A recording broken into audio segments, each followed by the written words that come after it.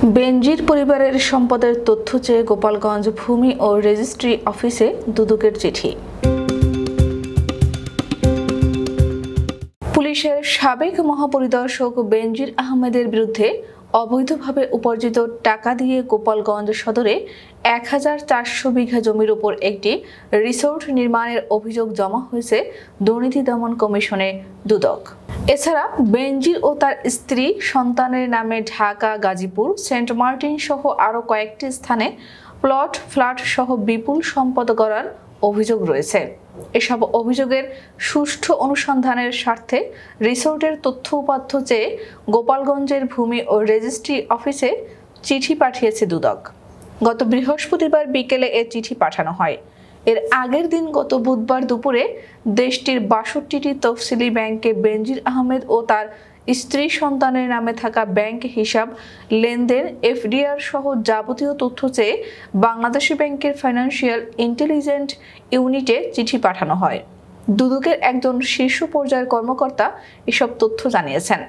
নাম প্রকাশ না করার শর্তে এই কর্মকর্তা গণমাধ্যমকে জানান, পুলিশের সাবেক আইজিপি বেনজির আহমেদ ও তার স্ত্রী সন্তানের বিরুদ্ধে গোপালগঞ্জে ইকো পার্ক ও কয়েকটি কোম্পানি চালুর অভিযোগ করা হয়েছে।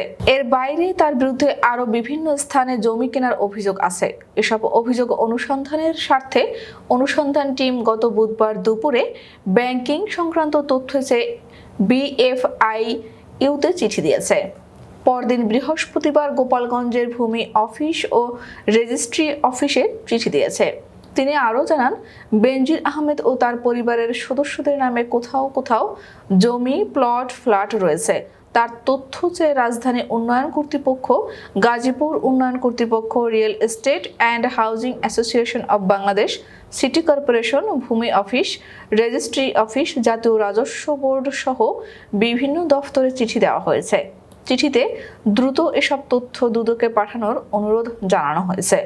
এর আগে গত ২২ এপ্রিল দুদক সচিব খোরশেদা ইয়াসমিন প্রেস ব্রিফিংয়ে বলেন, গত ৩১ মার্চ বেনজির আহমেদের বিরুদ্ধে অবৈধ সম্পদ অর্জনের বিষয়ে একটি জাতীয় দৈনিক পত্রিকায় প্রতিবেদন প্রকাশ করা হয়।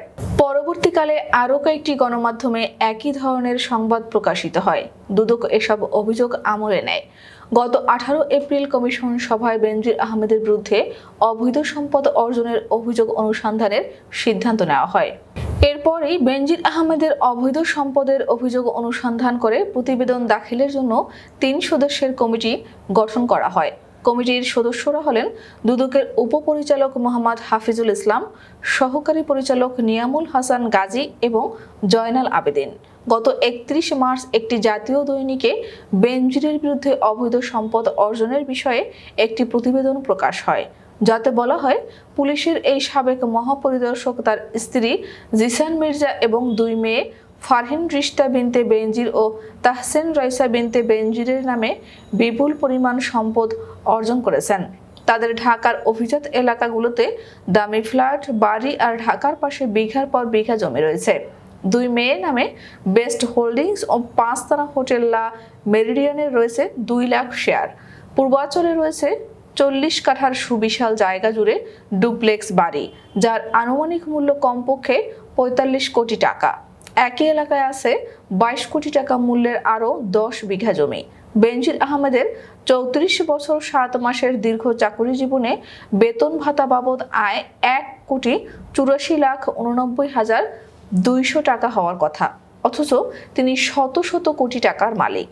এদিকে গাজীপুর সদর উপজেলার ভাওয়ালগড় ইউনিয়নের নলজানি এলাকায় ভাওয়াল রিসোর্টের দখল করা জমি উদ্ধারের দাবিতে মানববন্ধন করেছে ভুক্তভোগী কয়েকটি পরিবার। গতকাল শনিবার সকালে সদর উপজেলার নলজানি এলাকার ভাওয়াল রিসোর্ট ও স্পার সামনে ওই মানববন্ধন হয়। এতে ভুক্তভোগীদের মধ্যে বক্তব্য রাখেন মোহাম্মদ শফিউল্লাহ। তিনি অভিযোগ করে বলেন, ভাওয়াল রিসোর্টের ভিতরে ২ একর এবং তার নানা মুক্তিযোদ্ধা ডাক্তার সিরাজুল ইসলাম ও ভাই বোনদের ১ একর জমি ছিল। জমিতে ধান চাষ। তিনি অভিযোগ করে বলেন, ভাওয়াল রিসোর্টের ভিতরে ২ একর এবং তার নানা মুক্তিযোদ্ধা ডাক্তার সিরাজুল ইসলাম ও ভাই বোনদের ১ একর জমি ছিল। জমিতে ধান চাষ হতো। ২০১৩ সালে রাতে কাঁচা ধান কেটে সকালে বালু ফেলে সব জমি ভরাট করে ফেলে সাবেক আইজিপি বেনজির আহমেদের লোকজন। অসংখ্য পুলিশ দাঁড়িয়ে থেকে বালু ফেলার কাজ তদারকি করে। জমির শোকে মুক্তিযোদ্ধা সিরাজুল হকের ভাই মুক্তিযোদ্ধা রিজাউল হক মারা যান। এছাড়া নলজানি গ্রামের আমির উদ্দিনের 16 বিঘা এবং আব্দুল মজিদ ও তার ভাইদের 6 বিঘা জমিও একই কায়দায় দখল করে বেনজির আহমেদের লোকজন।